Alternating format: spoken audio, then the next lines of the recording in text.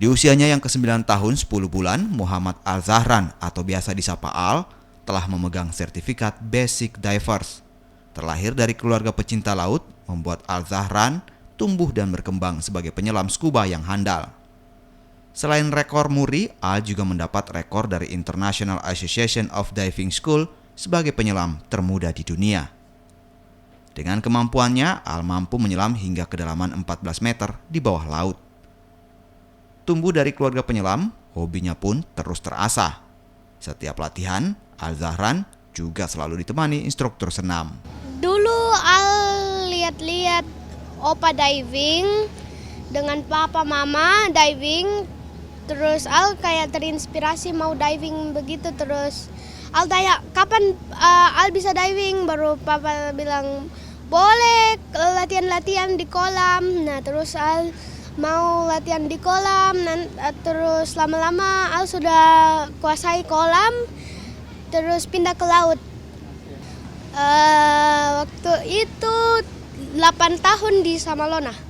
Senang, terus bisa mencapai diving dengan seperti mama papa begitu.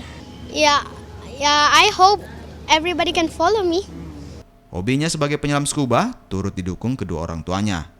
Sang ayah, Eras Rahman, yang juga berpredikat dive master, selalu mengajarkan kepada Al-Zahran untuk disiplin dalam latihan dan memperhatikan keselamatan dalam setiap penyelaman.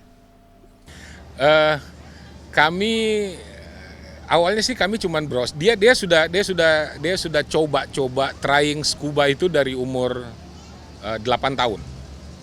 Dia sudah trying scuba dari umur 8 tahun. Setelah itu kami coba browsing aja gitu awalnya.